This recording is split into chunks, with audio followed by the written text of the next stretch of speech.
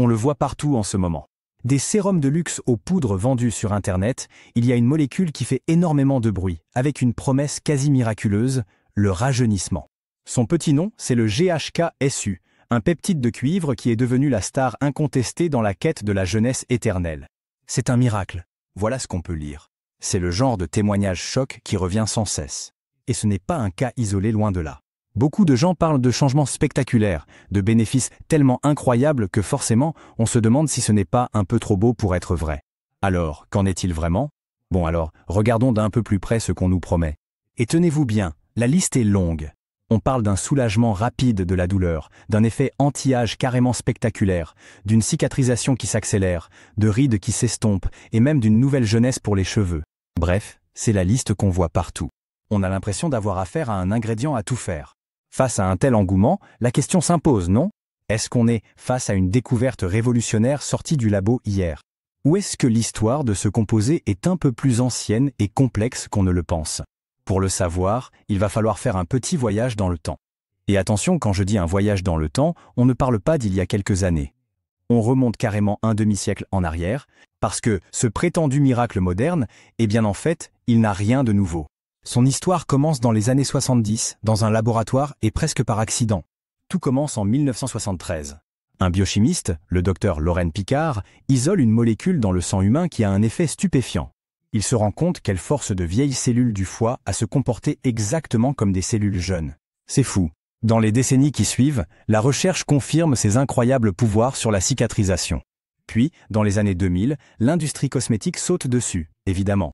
Mais c'est seulement dans les années 2010, avec les progrès de la génomique, qu'on a vraiment commencé à comprendre à quel point son influence était immense. Alors, juste pour être clair, un peptide, c'est quoi au juste? C'est tout simple. Imaginez des petites chaînes d'acides aminés. C'est un peu comme des mini-messages, des post-it que le corps s'envoie pour donner des ordres, pour déclencher des actions très précises. Le GHK, c'est un de ces messages composés de juste 3 mots. Glycine, histidine et lysine. Et c'est là que ça devient vraiment passionnant.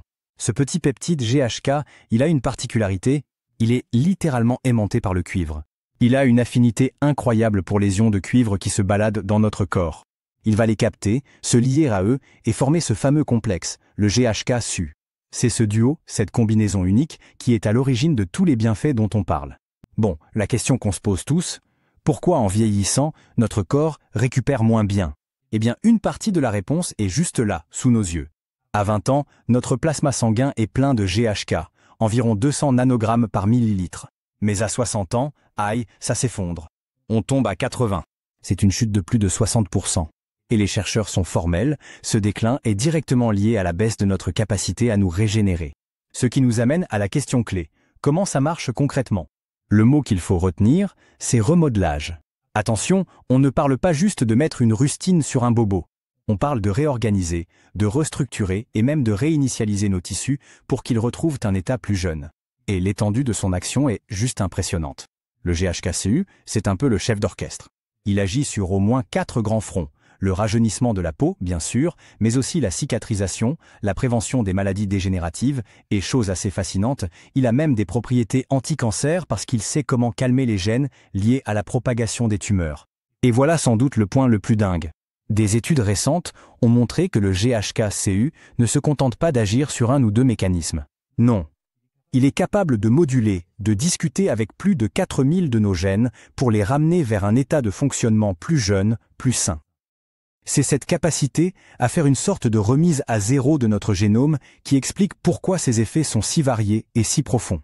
Ok, la science, c'est passionnant, mais dans la vraie vie, ça donne quoi?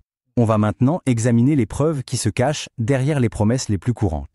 Et on commence, évidemment, par le domaine où le GHK-SU est une superstar, la peau. D'un côté, le marketing. De l'autre, les études. Alors, que disent-elles? Prenons une étude de 12 semaines sur 41 femmes. Une crème pour les yeux au GHK-SU a fait mieux qu'un placebo et même mieux qu'une crème à la vitamine K pour réduire les rides et redensifier la peau. Et pour le collagène? Une autre étude a montré qu'après 1 mois, le GHK-SU avait boosté la production de collagène chez 70% des participantes.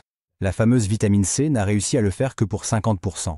Et pour ce qui est de la cicatrisation, là les preuves sont encore plus solides. Sur les animaux, les résultats sont clairs.